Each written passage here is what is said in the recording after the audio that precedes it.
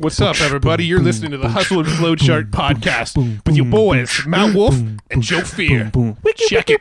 It's that time again. Hey, it's that podcast time thing again. Yeah, let's do some hustling and some flowcharting. What does that look like? I don't know. This. Are we just like... Describe the scene right now. That's what it looks like. We're sitting in two chairs. I have a pink microphone in front of me. You have a boring black one. Yeah. You're not hustling. Yeah. Or flowcharting. I'm not. My ceiling fan is on because it got a little warm in here. Wow. This is really descriptive. Yeah. All right, man. What are we doing today? Who are we talking to? Today we're talking to Jeff Vacek. We are. Jeff Vacek is our print fulfillment dude, our physical product dude that we work with for things like t-shirts and mugs and cool giveaways that we give to our podcast guests.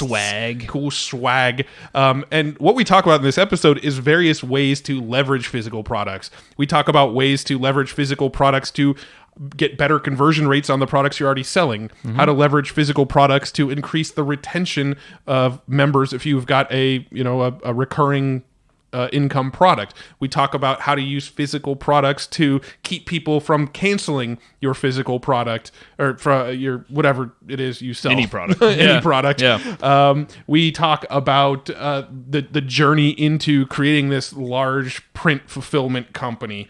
And we really, I think this is something we're super fascinated about is the physical mailing of things. Like we had Steve Sims on the show. I believe it should have been released by this time. And he's a big proponent of using the gifting, as a way of sending things to people to stay on the radar of folks you want to maybe get as a client or get, maybe bring them into your circle a bit. Maybe it's some influencer out there that you're trying to kind of court. Well, you can use this model and a lot of what the stuff that Jeff talks about and what we talk about as a way to entice people to maybe come to your podcast or become an affiliate for your products and services. So many ways to use physical mailing type of gadgets, products, mugs. Really, it's anything. Yeah. Like they literally have everything you can think of. Even condoms. Yeah, it's true. We go into quite a bit of discussion about selling condoms or giving away condoms, but we'll get to that a little bit later in the episode. Yeah. What I really wanted people to understand in this episode is the possibilities of the things you can do with physical products, like the ways you can make more money in your existing business with physical products. But then also, I wanted Jeff to break down how simple it is to add physical products into the business. Like I really wanted him to show all of the listeners or explain to all the listeners what the process really looks like and how simple it is to add that into your business. Hint, it's simple. Yeah, it's easy. It's very easy. Yeah. It's a lot easier than I think most people think. And I think there's a lot of fear that holds people back from doing physical products. And hopefully this will break that fear for a lot of people. It should. And we give you a lot of different case studies. We give you some ideas of what we're trying to do for this podcast and how we kind of keep the communication going with all the guests that we come on here. And then also the people listening. Yeah. So, yeah. Lots of cool stuff. Just keep your mind open to this and just, I would say be a sponge and just think of how you can implement this with what you have going on to, like you said, grow customers, retain customers, prevent all bad stuff from happening like chargebacks and refunds and all that fun stuff. I mean, honestly, I can't think of a business that adding something physical wouldn't work, right? If you're trying to make a sale and like giving them something physical could help you make more of those sales. Like dramatically more? Yeah. Or more profits. Raising your rates. This is a perfect way to kind of like, justify the price increase a little bit. I'm giving you a mug now so I can double my rates. Yeah. Instead of $1,000, instead of $1,000 a month, it's $2,000 a month, but you get this mug. Right? We laugh, but people have pulled this off many times. No, it's true. It legit works. Maybe my example was a little extreme, but it's okay. But yeah, we also have notes on this episode. We do. We did take notes on this episode for you. Of course. If you go to hustleandflowchart.com/comp, you can actually get the notes. So any of the strategies and tips and tactics, he actually rattles off a ton of resources like podcasts and things at the end of this episode. We're going to take notes on all of that. So if you're not at a computer right now or you don't have a notebook in front of you, you're driving or walking or whatever, go stop right now, open up your phone, go to Hustle and Flowchart. If you're driving, pull over to the side of the road, go to hustleandflowchart.com/comp, give us your email address, and then if you want, you can close out of it and we'll email it to you. But that's how you're going to get hooked up with these notes. So make sure you do that. Go to hustleandflowchart.com/COM pizzle. P, just P. But be quick. Don't type pizzle. Be quick. Be quick. You got to go quick. You got to be quick. 'Cause they will go away. The notes do go away. You don't want them to go away. As new episodes come out, the old notes get overwritten. So if you want them, go get them now. Hustleandflowchart.com/comp. All right. Going over to Jeff now. Hey, Jeff, welcome to the show. Thanks. Appreciate it. Yeah, Glad to be here. Thanks for coming on, man. And well, so you do some interesting stuff that we're starting to kind of mess around with our business now. Yeah. Sending a lot of more things in the mail. yeah. I think we got connected originally because you're helping us with some shirts for our Homebrew Academy website. We're partners with Brad Costanzo on that site, and you have a previous relationship with Brad, and now we're doing some cool stuff with Homebrew Academy, and now we're trying to figure out how to work a bunch of this stuff into our Evergreen Profits Hustle and Flowchart business, and a lot of exciting stuff going on right now. Yeah, absolutely. It's amazing because in this digital age, and I know we'll talk more about it, how much sending people or offering people physical stuff can just explode in online business from a lot of different aspects. Yeah, I mean that's what we're kind of finding out ourselves in our business as well. I mean we've been sending physical stuff in the mail for roughly 3-ish years now, and yeah, it's definitely had a major impact. So we'll definitely get into some of those topics on what we're doing and some stuff that we've talked with you about testing and trying in the future, and we'll cover a wide range of topics in the physical product world. But before we do, let's start with your backstory a little bit. And what were you doing before you were an entrepreneur? How did you kind of get into the entrepreneurship world? What's sort of the evolution from pre-entrepreneur Jeff to I print and ship Jeff? I like that. I need to come up with some sort of like VCAD type of thing for that. That's good. So, I mean, I definitely have to go way back, and then I'll fast forward that. I mean, as far as there's kind of always been an entrepreneur, Jeff. My dad was an entrepreneur. Both of my grandfathers were entrepreneurs. So, that kind of was, 100%, I know, genetically that people would say that, that's not really genetics, but it's, or DNA, but we throw that term around. And so it really honestly started when I was a kid. And the first thing I did was I asked my mom to buy 2 of everything that she was going to get me for Christmas so that I could play with one, but then so I could also rent one to my friend. Rent it to all your friends. That's awesome. Well, yeah, exactly. So, I had a huge He-Man action figure rental business. That was probably one of my most successful, endeavors as a kid. Wow. And so, and then, yard businesses, blah, blah, blah. So I guess, so going way back, I always had just kind of this entrepreneurial spirit. But the cool thing is that I was also, I call myself middle brain. So, your left brain is like supposedly your analytical brain, and your right brain is your creative brain. And I feel like I'm a pretty self-aware guy, and I feel like I'm kind of the best of both worlds. And so, and again, that kind of started when I was young, because also at the age of 2, I started playing piano and got into music and things like that. So I kind of had the entrepreneurial side, but I also had that creative side. Almost everybody in my family was also musicians. My mom was a phenomenal singer, different things like that.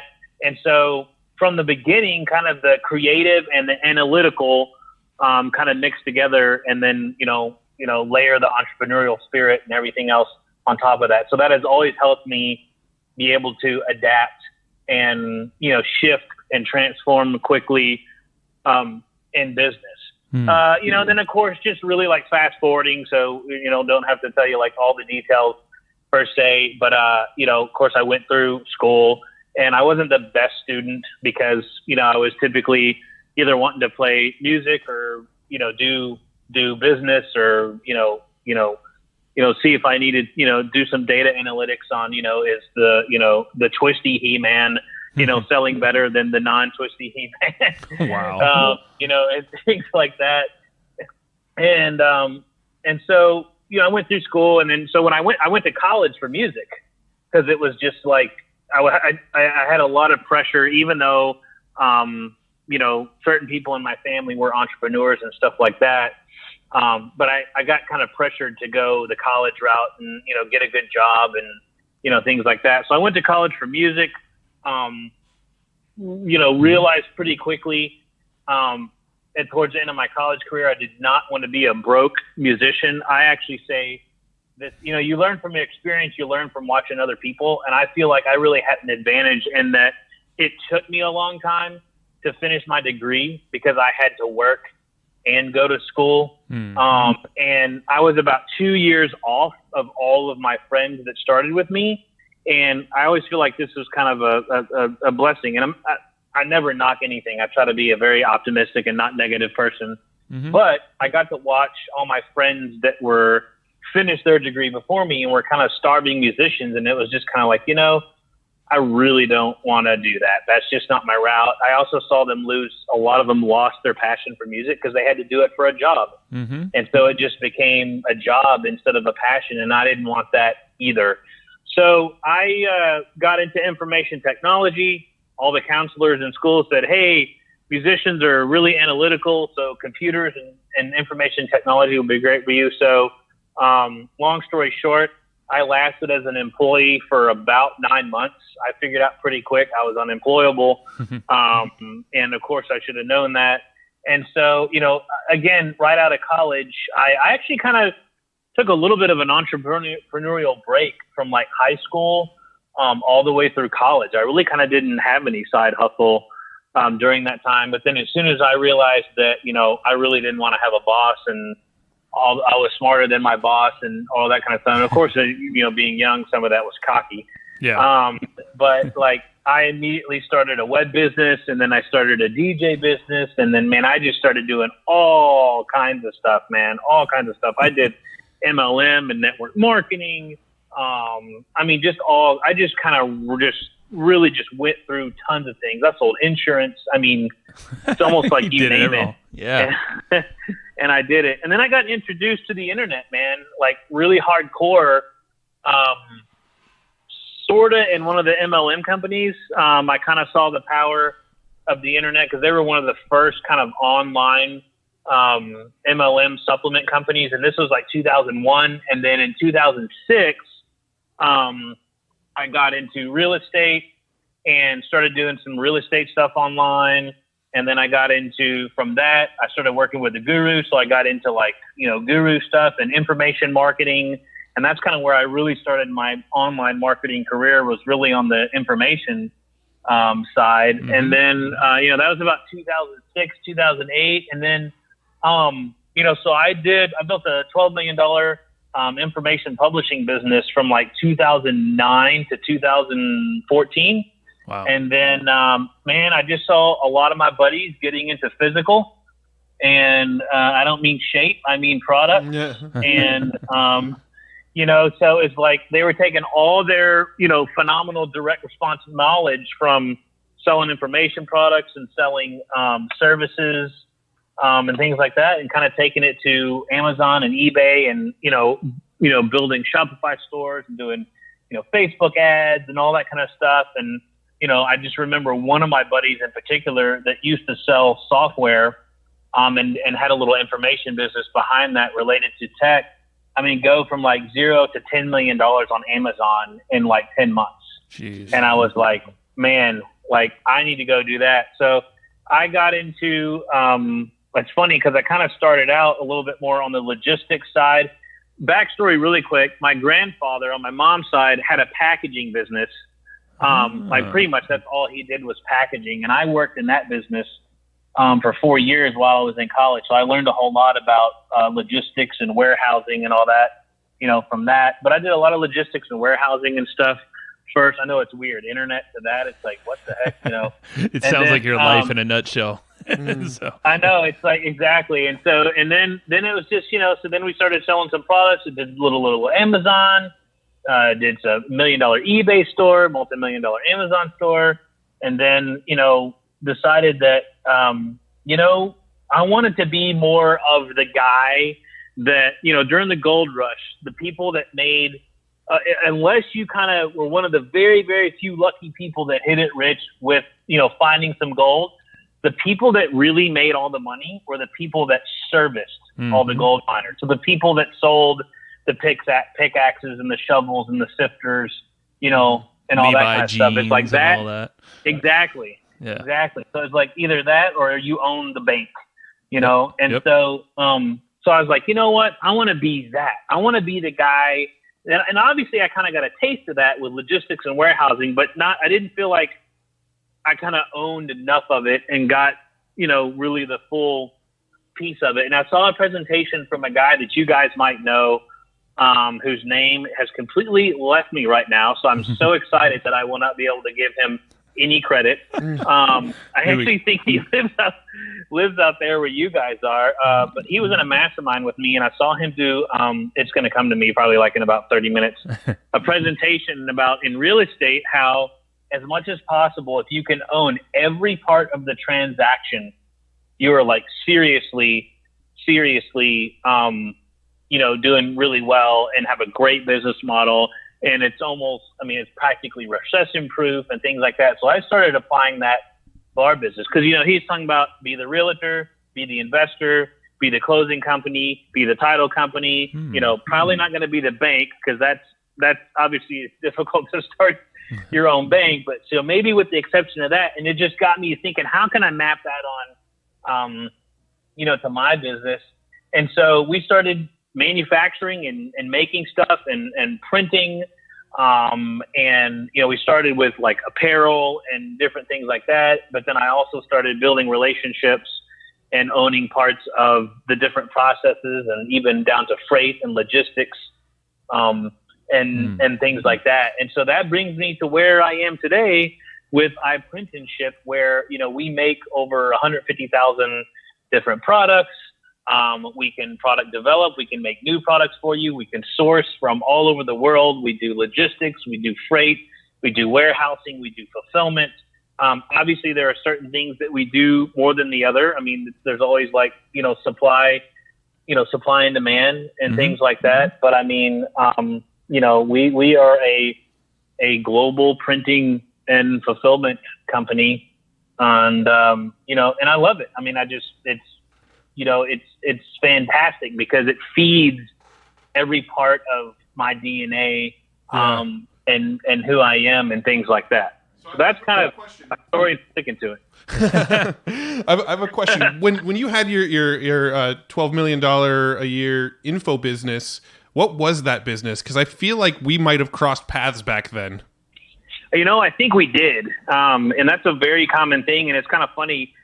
It almost is every week, we'll get a new client and it's like, man, didn't I promote your product on a webinar like 4 or 5, 6 years ago or something like that? I think you and I did a webinar together. I think I promote. This has got to be 2009, 2010. But I think we did a webinar together where I promoted something of yours, but I can't for the life of me remember what it was. I think so, man. It was Info Renegades was the main brand, and we basically taught people what we did. We taught people how to take their expertise, take their knowledge, take their IP, take whatever, and wrap it into information or coaching or consulting, and how to do that and create a successful business that way. And we called it Info Renegade. Very cool. So I was just going to ask why did you get out of that if it was doing it sounds like a pretty solid 8-figure a year business with low overhead. Why would you transition out of that into physical products? Yeah, I'll be frank with you, Matt. It was the biggest thing for me was I had a hard time sleeping at night. And the reason why I had a hard time sleeping at night is because, maybe 3% of the people that were doing our programs and taking our coaching and things like that were, successful with it. And that really kind of bothered me. You know what I mean? Oh no, you are preaching to the choir right here. I mean, that's right. Joe and I, we've been slowly over time phasing out the info side of our business for exactly the same reasons. We know what we teach works. We know what we teach is effective for the people that take action, but we also know that 97% of the people who buy our courses aren't taking any action. It's always the action element. And that's what eats at us about info. That, and I also have a strong belief that info wants to be free and that we're slowly seeing a democratization of info. We were just talking to Richard Linder from Digital Marketer earlier, and he basically was telling us how Digital Marketer is really focused on democratizing, demonetizing info. Yeah, and open sourcing. So And, maybe even allowing others to build upon And what's so already I there. also think there'll always be a place for info, right? That there's people will always be able to sell info, but I do think it is something that is going to become harder and harder and harder with the proliferation of free sites. I mean, you've got pretty much any information that you can buy, you can also find for free if you were to dig hard enough. And I think discoverability of that info is just getting easier and easier and easier over time. So eventually it's going to be harder to sell info. So I think it is a slowly fading business model, in my opinion. I agree.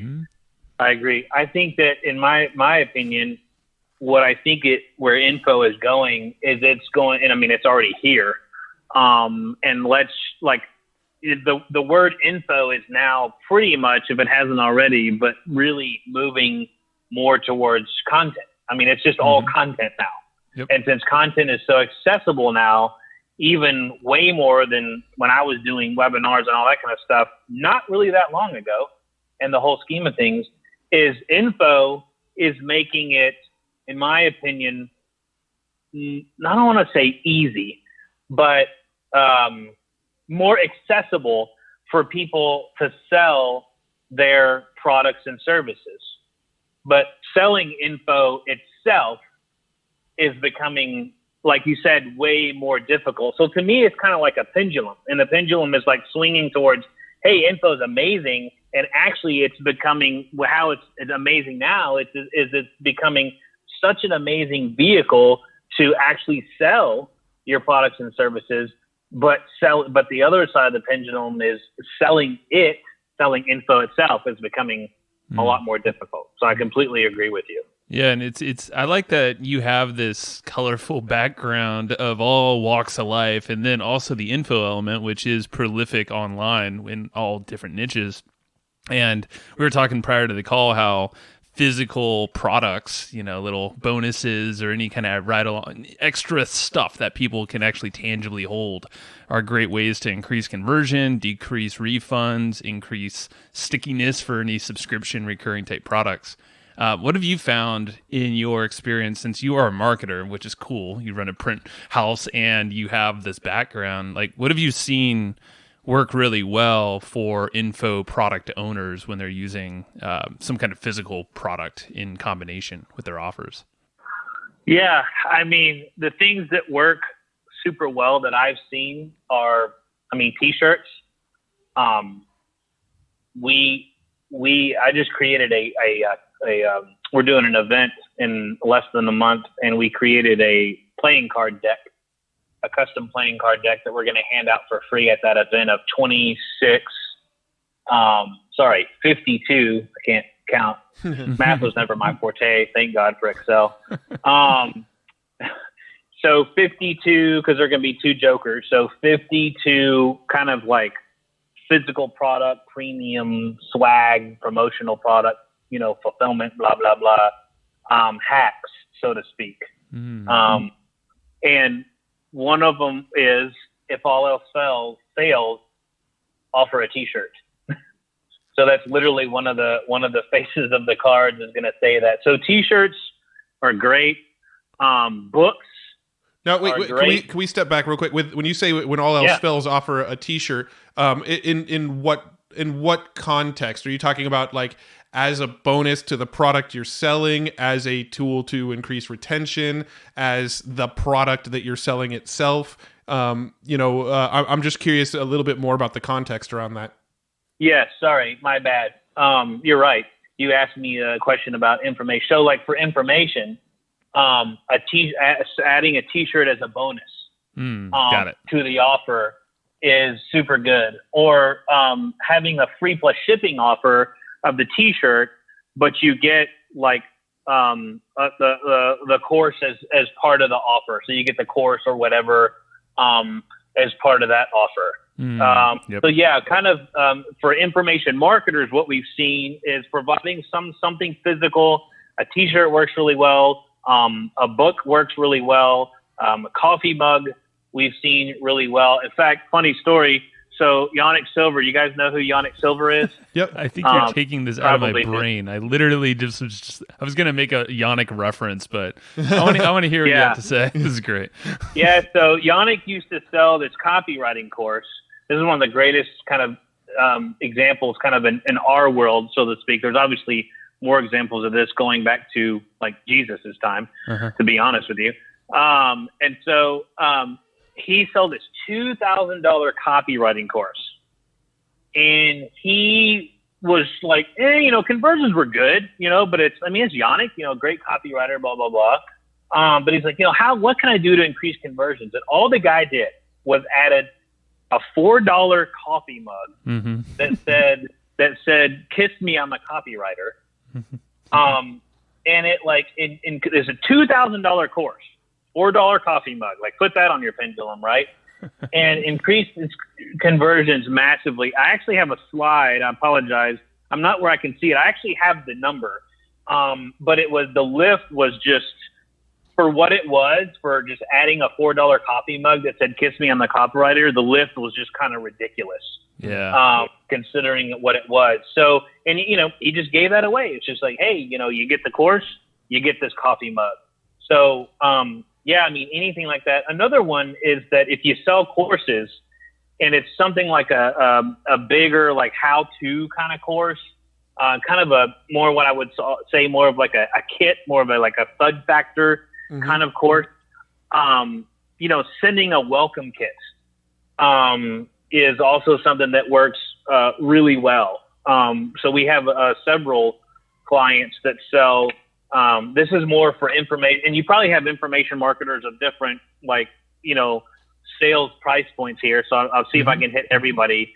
The T-shirt and stuff, those kind of things. Yannick's example is kind of out there, but typically T-shirts and things like that work really well for like a lower end offer.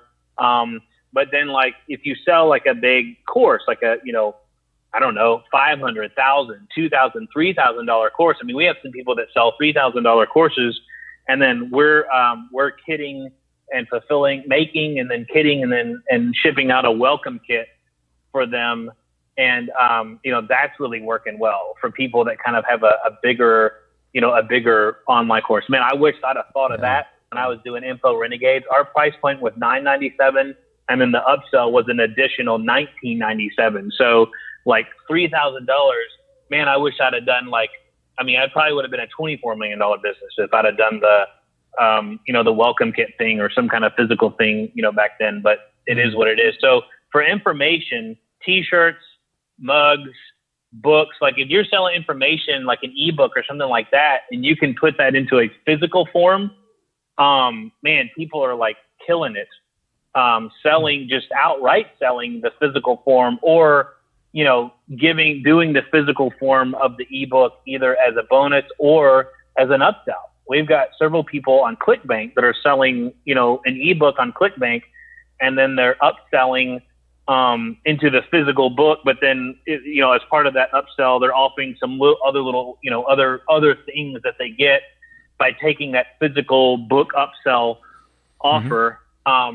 And we had a guy in the diet niche that for a while, he was doing it as an upsell.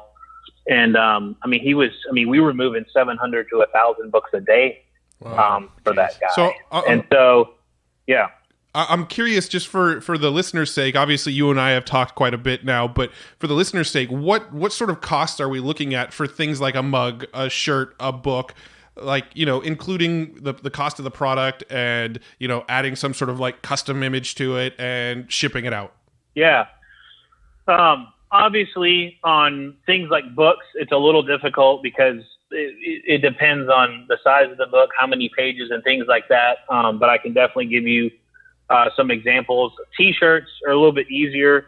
I mean, we can do, simple T-shirts with a, design on the front, black T-shirt with a design on the front, whatever you want that, design to be. Basically, whether it's single color or multicolor or whatever, we can do that shipped, printed and shipped.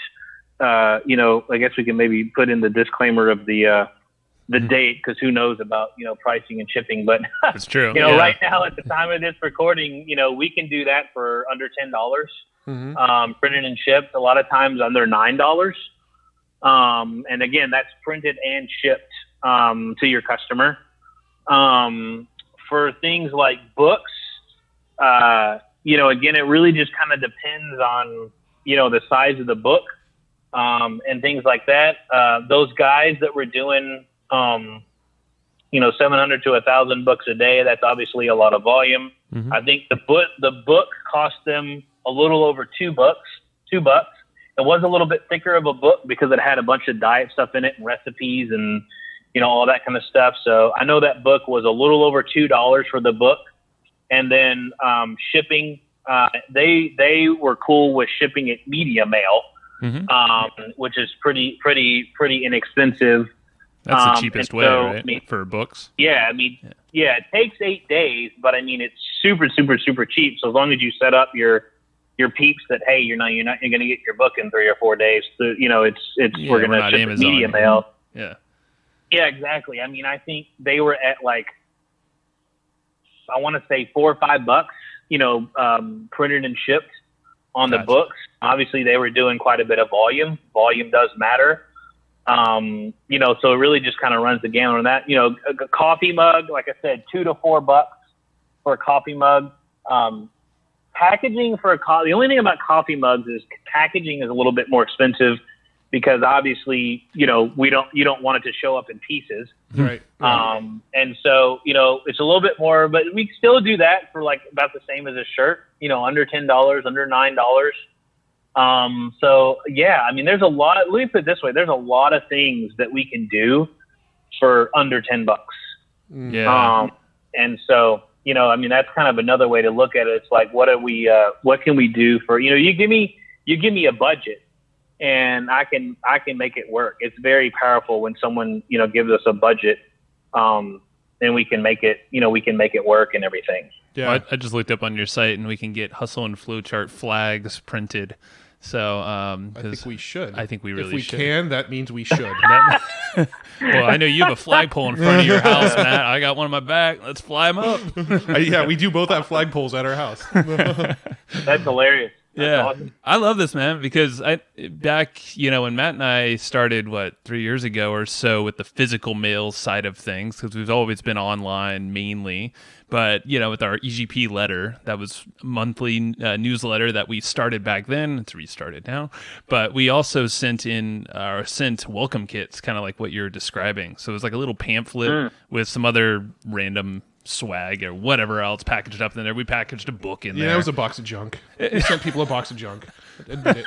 No, that's a great way to put it. I'm just kidding. No, we actually put both of our books in there, and we had like it was a wow factor. Yeah, no, it was the thump. It's like what you were saying. Yeah, you got a box of stuff in the mail when you signed up for a little newsletter. So. Yeah, and I've seen this used so many times. Like we did a local meeting that we used to go to, Glazer Kennedy, which ironically, I'm sure Dan Kennedy is talking about the lumpy mail all the time. So they're big proponents of that, and they would always have a welcome kit. Basically, is what you got if you had these join this local marketing meetup, and it was everybody went gaga over it, and it was just books that he just kind of put together, his books, some other random stuff. Some CDs that nobody actually has devices that play CDs for anymore. Henry, if you're listening, we love you. But it's just crazy how people will sign up for something that I think that was maybe $100, $200 a month.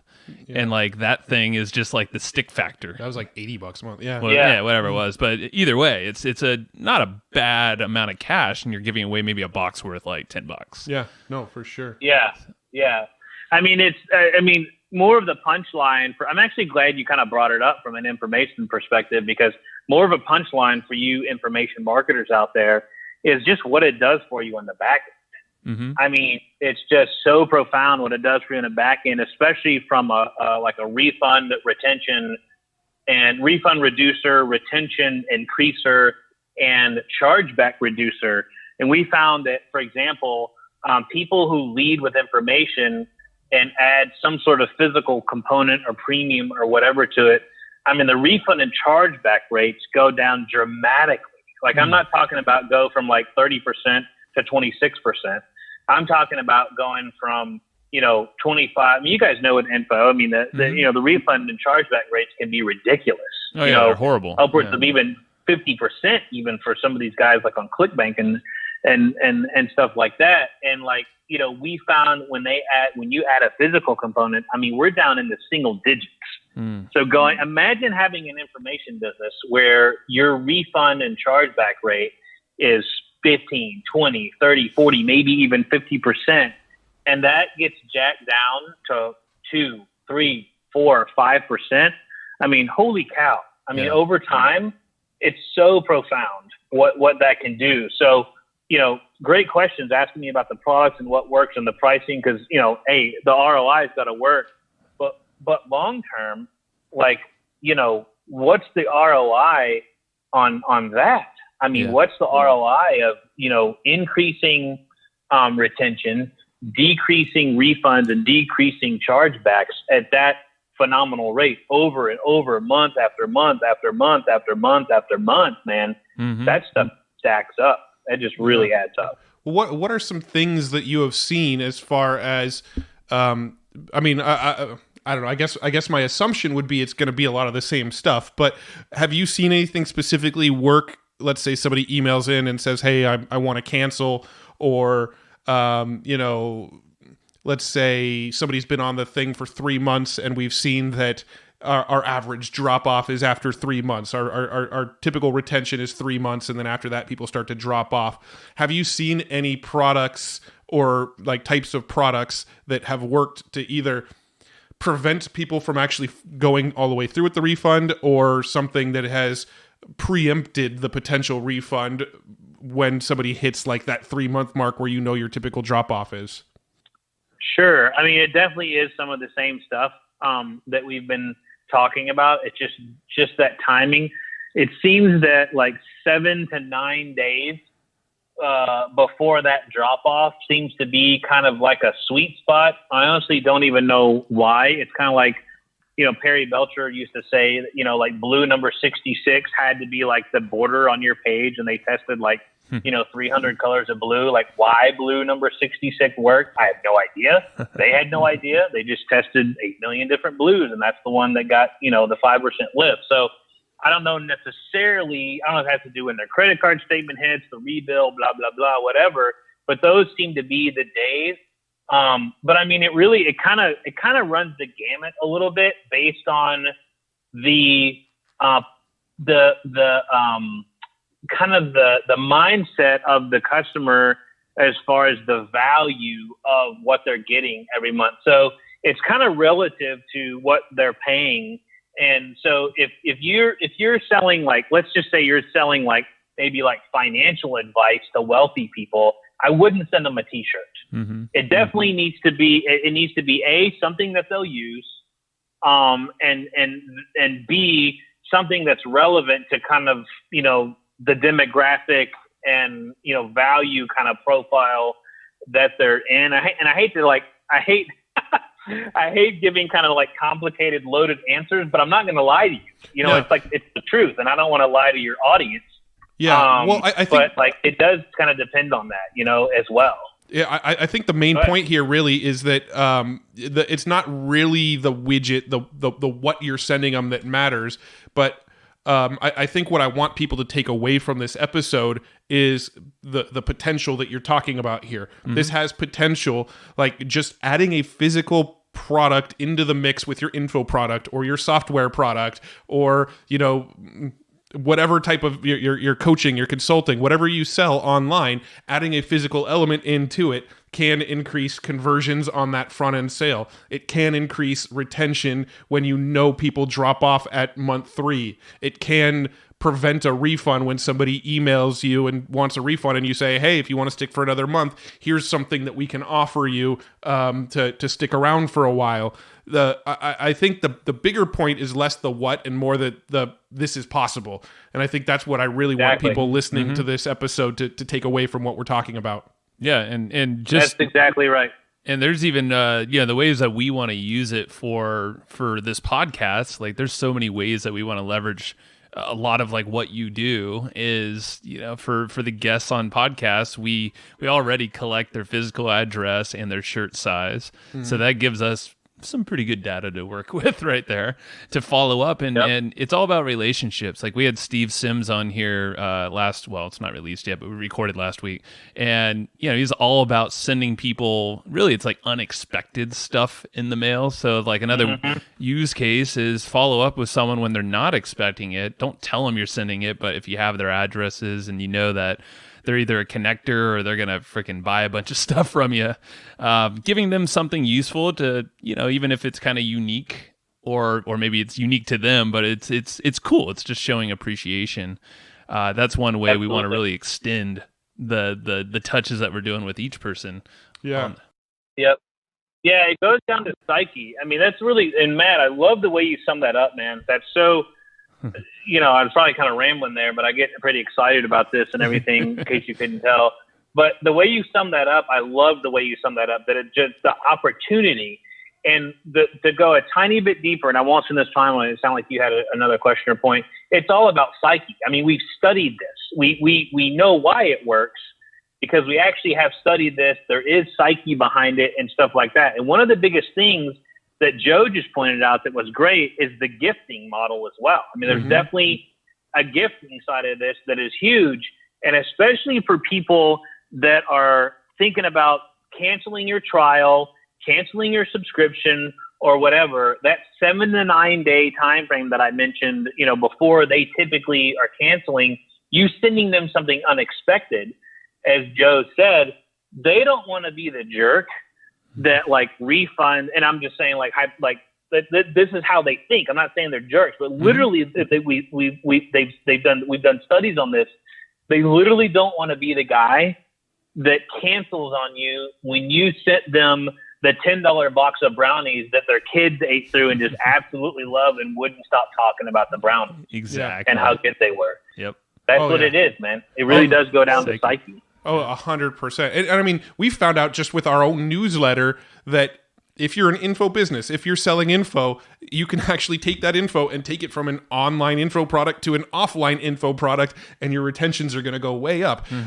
But that's a totally side point. What I was actually about to say a minute ago was, I think one of the smartest things that ClickFunnels and Russell Brunson did was with their gold record thing, right? So if comma club. Yeah, their 2 comma club thing, where if you've made over $1 million in your business, you fill out a little survey and say, look, we've made over $1 million in our business. And then they send you what looks like a gold record, like the record industry used to give out when people hit 1 million sales or whatever.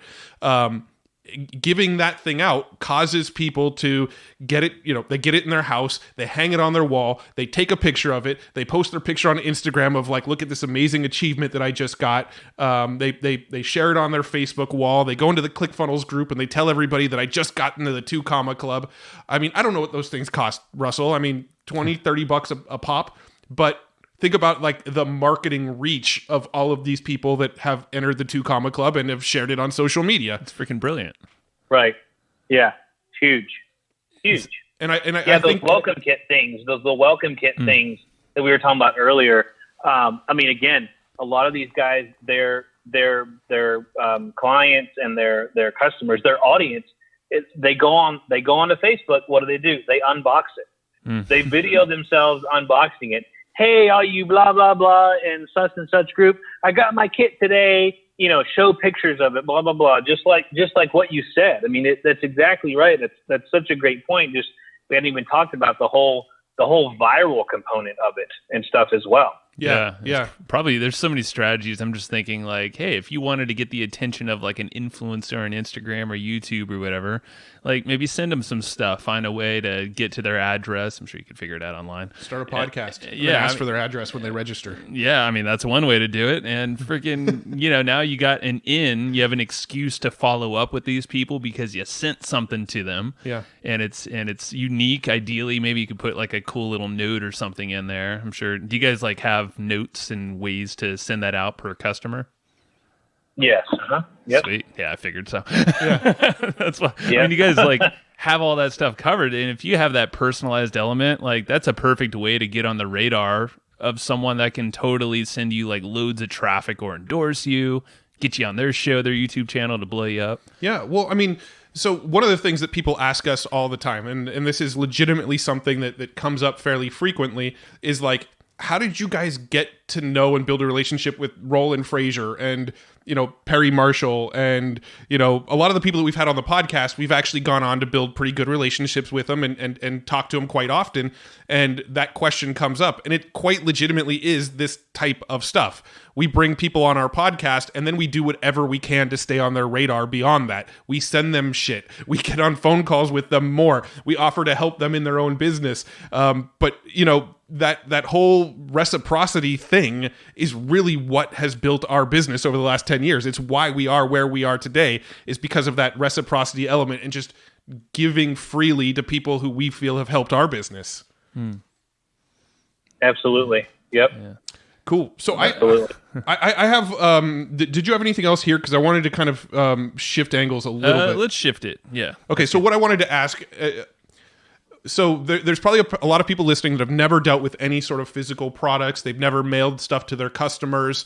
They've never done any of that. So I'm curious if you can kind of walk the listeners through what would happen. There's probably a little bit of a fear of, physical products seem like it would be hard to get into. It's complicated. It adds complexity to my business. And there might be people thinking, well, shit, if I sold 7,000 t-shirts, does that mean I have to go and like send you 7,000 email addresses to send to? Like, what can we just kind of walk through what it would look like? Let's just say I had a website that sold t-shirts. What would happen after somebody purchases? What does that flow look like to anybody who would purchase a t-shirt on the site? What does it look like from the business owner's perspective, just to kind of put people's minds at ease of how really uncomplicated this is? Sure. Great question, by the way. Well, first of all, that's another reason why I'm kind of biased on apparel, t-shirts especially, is because we can do those on demand. Mm-hmm. So you don't need to buy... we have a lot of people, bless their heart. They put a t-shirt out there and it bombs. I mean, and I'm talking about, I won't mention names, like even some really good marketers. Mm-hmm. And it's just, it just doesn't do anything for them. As far as like the design, the person, people didn't really want it. So, man, it would have kind of sucked if that dude bought 1,000 t-shirts from me just as a guesstimate and didn't know like that it was going to bomb. So that's a great thing about a t-shirt. So, I mean, it's really simple. There isn't much of, we have not found a shopping cart, a CRM, a marketplace that we have not been able to, in some sort of automated fashion, get your orders over on our end. So number one, let's step back just 1 minute. You don't have to keep a bunch of inventory. You don't have to keep a bunch of stuff in stock in your garage. You don't have to send it out yourself. Basically just come up with a design of whatever you want to put on whatever thing you're going to offer. And we can even help you with that. We can help you with that as well. We have designers on our team, not to pitch, but I'm just saying, we can help you with that since we're talking about helping and making it easier. And then, we basically just create a proof and you approve the proof. And then we connect with whatever your CRM, shopping cart, marketplace, whatever it is. Are there some that are easy than others? Yes. I mean, obviously something like a Shopify or a WooCommerce, is, obviously built for stuff like that. Whereas like, an Infusionsoft or something isn't necessarily built for that. But we have people that use Infusionsoft all day long, and we've got no issues grabbing their orders, putting them in, getting them into our system through a very simple tech stack, and then then we fulfill the orders for you on demand, and bill you once a week. I mean, it really is that simple. Don't have to keep inventory. Don't have to be a technical person.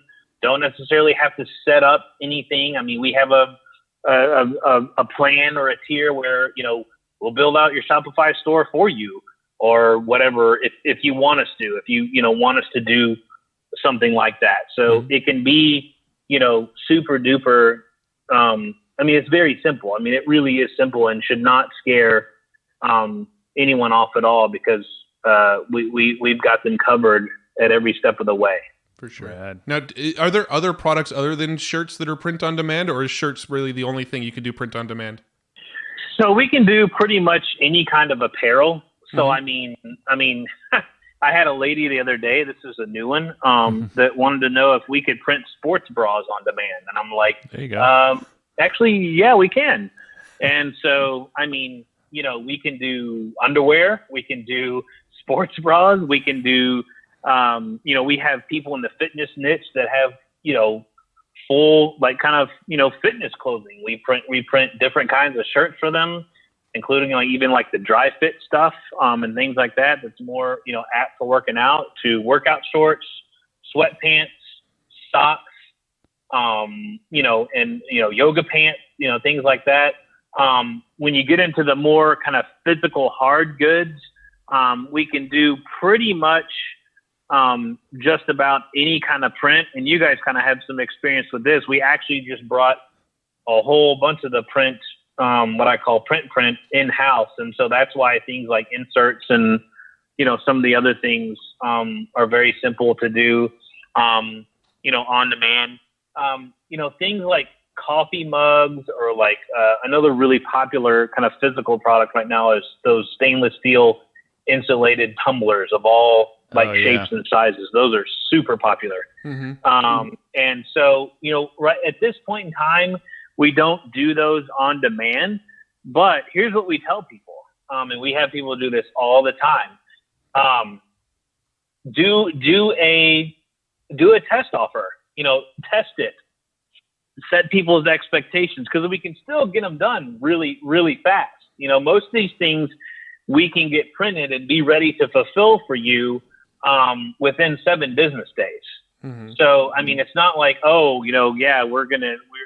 to take 30 days to get those coffee mugs made, or something like that. Most of these things can still be pretty quick. So if you, tell your audience that, hey, we're going to offer this coffee mug, blah, blah, blah, whatever. It's going to take about, 10 to 15 business days for you to get it. I mean, most people don't care. I mean, if you tell them, like you said, it's not Amazon. It's not, they're not expecting that. I mean, Kickstarter wouldn't be like a gazillion-dollar company if everybody got pissed off because they didn't get their Kickstarter watch in a week. You know what I mean? So if you frame it and you position it, and man, we've had a ton of people that, I mean, look at it this way. We've had a ton of people that have just saved a lot of money, doing it that way, because they don't go buy stuff that they don't need, or they don't know how it's going to go, stuff like that. So, we can work with you on a little bit of like a launch strategy for those products that we don't print on demand, so that you don't, spend a lot of money and stuff like that. So that can be super simple as well. Yeah. And I feel like there's so many businesses out there that use stuff like AliExpress too, so that, I'm not a fan of that business model really, but, those sites, it takes 3 to 4 weeks to ship the product. It's like people have two expectations now with shipping, right? They either want it next day, because that's what Amazon's trained everybody, or even the same day, or they're kind of expecting like, I'm going to get it cheap, but it's going to be a while. Exactly. Yeah. It's really, it's really funny. And, Matt, you and I have, pun intended, communicated about this via email, even in our relationship. Communication is king. And if you tell people, hey, here's the deal, blah, blah, blah, you're going to get it in, 15 days or 3 weeks or whatever, they typically they typically don't really care. And somebody might say, well, does that hurt conversions? Well, maybe it will a little bit, but let's say you convert, let's look at it this way then. Again, okay, so you convert that, physical premium or bonus or whatever, that lifts your conversions to where your conversions, let's say, went from 9% on an offer to say like 19 or 20%. Well, okay, if some of the people didn't take it because they didn't want to wait 3 weeks, well, imagine what the lift would have been once we kind of know what the numbers are and know if that product is something that they're going to take. And then we can start buying inventory and replenishing and stuff like that. One of the things that we do for our people that, I really like that we do is we have software where we help people trend and forecast. So it's like, you'll never buy more than you need. We'll tell you when, for some of these things, if it's something that's not on demand, and we'll tell you when you need to reorder, and all that kind of stuff. And so it's a really nice ecosystem that we create around stuff like that. All we ask is that, hey, communicate with your customers or pay us to do that for you. We can do that too. We can do all your support as well if you want. So, yeah. That's cool, man. Even if it has nothing to do with physical products, can I just send you all of my customer support? There's a price for everything, Matt. Exactly. That's right. So as you were talking about, you were educating everyone. I was educating myself on your website and found that you do condoms as well. And that was actually one of our ideas of like a cool giveaway for conferences. So yeah, this is not a joke at all. Yeah. But no, it's a joke, but it was an intention. It was a joke, but it might actually be reality now because we found our source. Yeah. And their lifestyle. So I think they're trustworthy. No, we were actually like, when you go to conferences and they give away the swag bags and you can like pay to be a sponsor and like for $500 you can throw something in the swag bags. We thought it would be hilarious to go to a conference and then put like our Hustle and Flowchart logo on condom wrappers and throw them in the swag bags. See, it's a good joke. It's not even a joke. It's the biggest problem. The biggest problem that I found with that concept was that a lot of people go to these conferences is sort of like an escape tactic, right? Like, people that are married with kids and stuff like we all are, they go to these conferences to kind of get away for a couple days. When they return home with a condom, there might be some explaining to do. So that's kind of where our discussions on this idea went a little south. Yeah. Yeah, I got you. Or even better, what you do is you get kind of one of those bigger ones where you can put a little bit more on it. And like, if your business is, say, Facebook ads, it's like, you could do something like on the packaging. We always like this one. Mitch that works with me, who you've interacted with, Matt, thought of this one time because we actually thought of the condom thing too, and he thought of like, hey, having problems with your Facebook ads, we got you covered. With the biggest so it's condom like whatever we can you find. do, and then we got you covered. So we always thought that was. We're worried about getting your Facebook ads shut down. No problem. Make sure you've got protection. Got you covered. Yeah. I was more concerned about buying cheap condoms and then having some. And then having a whole bunch of Hustle and Flowchart babies. Yeah, so that's why I was like, oh, you have lifestyle, so I think they're reputable. As long as they're within date. That's great. And on that note, we're kind of at the end of the hour here. I'm curious. And on that bombshell. Yeah. Well, I'm curious, and this is an homage to Brad Costanzo, a buddy of ours, but like, what nut are you trying to crack in your business? Yeah, that's a great transition, Joe. No pun intended. Yeah. Oh, God. Wow. Oh, man. That was straight from Brad. So he said, that is Brad's that thing. What? He said to not reword that question. Yeah. So I said, okay. So Brad, I blame you. Yeah, just the timing of the previous conversation into this conversation was interesting. I had it written down prior to. That was great. What are you looking to do? Because I know I print and ship. You do so much, and you seem like an entrepreneur that just does a lot, which we all do. Where do you see it going? And like, is there an issue you're trying to get past in the business that maybe something us or our audience could help you with? Yeah. Yeah, that's a really great question, man. I appreciate that very much. That's definitely something that sometimes is a blessing and a curse for us, right? That it's like, there are definitely people. I mean, let's be frank, that probably look at us and go, "God, like you're a master of of so many things? Are you, you're a jack of so many things. Like, what are you like a master of? So we definitely, struggle with that a little bit. But the thing is that, I built my business the way I did because one of the biggest complaints we got is for anyone that does anything physical. It's like, man, one of the biggest complaints we got is like, I have to go to so many people to do what I want to do for one show or one product or one offer to where it really deters them. So I was like, you know what? I want to be that jack of all trades and master of all of them. So you know who loves us? And I know this is like an aside, event coordinators. Mm-hmm. Because event coordinators, typically it's like they got the t-shirt guy because they're going to give out t-shirts and, and blast them off from a t-shirt gun from the stage. They got the guy they have to go to for all the signage. They got the guy they have to go to for all the tablecloths. They got the guy they have to go to for everything for the tote bags that are going to be the swag bags that you mentioned. It's like they have 50 different vendors, plus getting gouged by Freeman.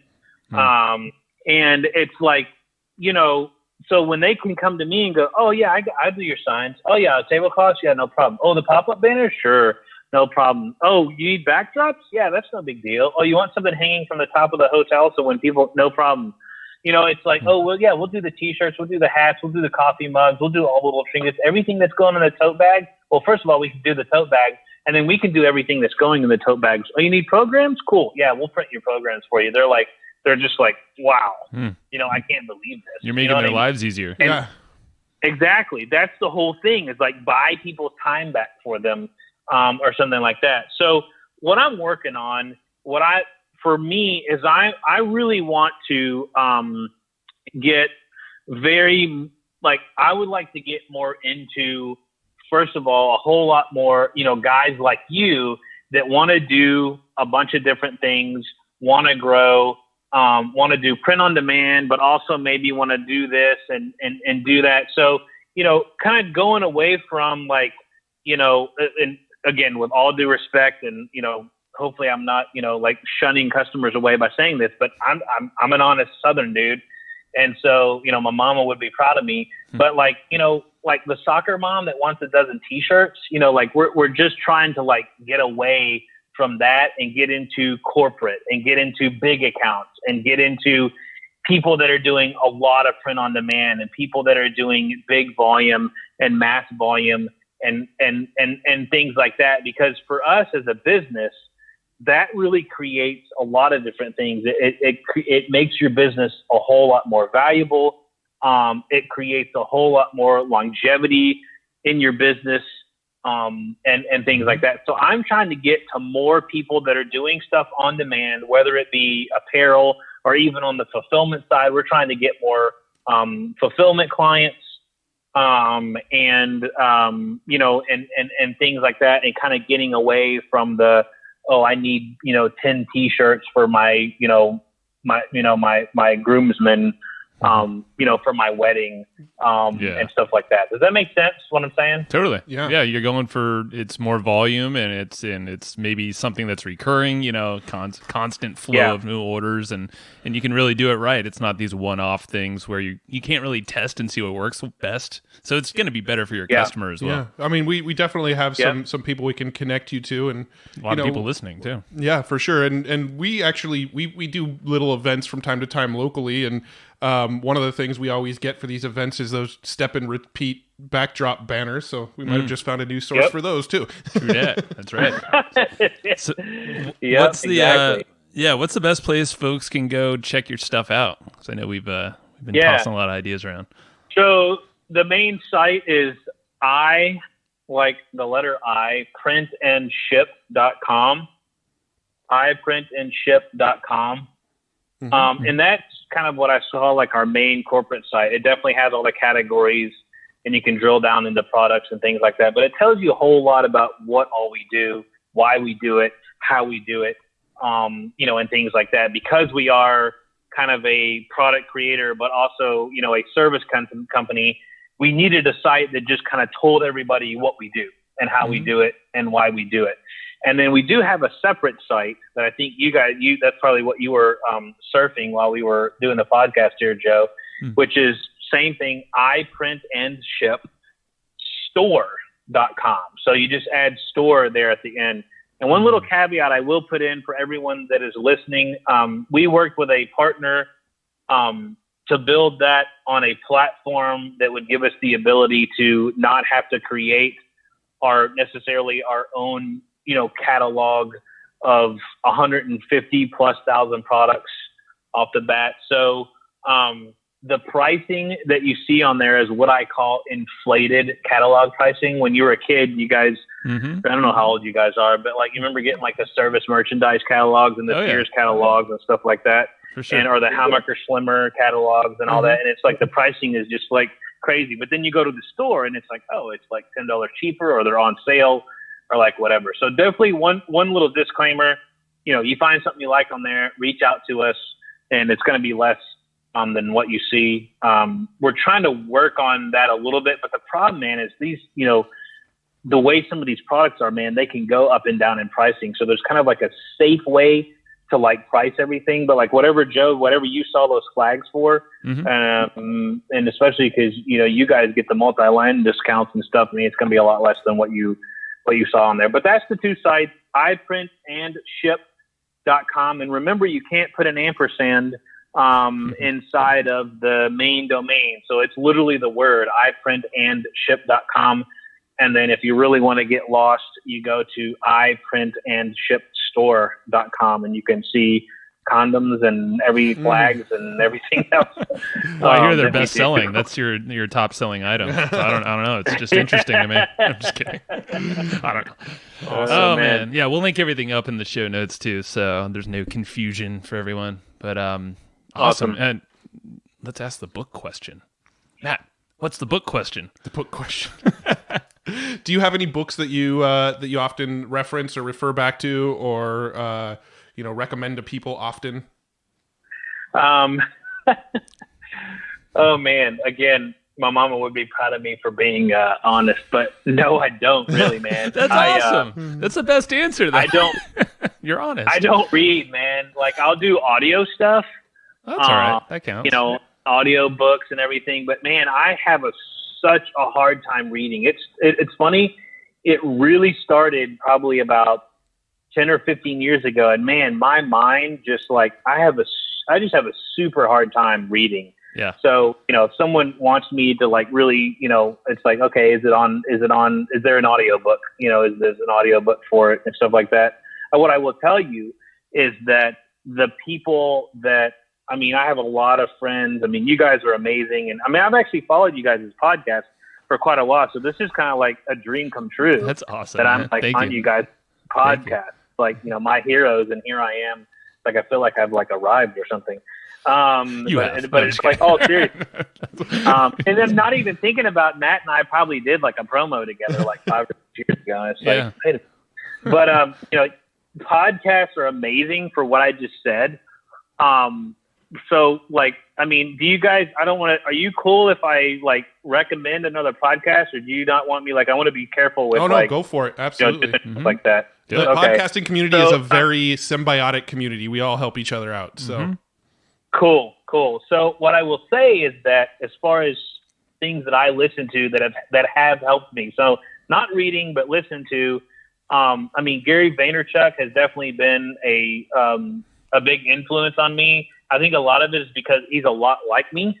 My family was Czech, and, my mom, he talks about his mom a lot. My mom was my hero, and stuff like that. And, supported me from day one, but also, disciplined me the way I should be disciplined, and things like that. So I really respect, I know he can be vulgar and kind of brash, and he's kind of like an acquired taste for some people, but he's just, he has a lot of influence and has had influence on me, and I respect what he does, and I respect that he stays in his wheelhouse. If you guys asked about working on something, man, that's another thing I can definitely get better at, is delegating and just staying in my wheelhouse.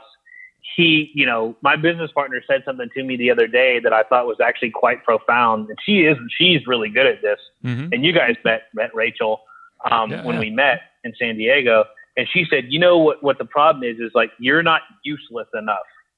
in some of the areas of the business. And I thought, golly, and it made me think of Gary Vee, how the guy can't even put a sentence together in an email. So like his team literally will not let him write anything. It's like, I know he does try to answer all his emails, and I've emailed back and forth with him, and stuff.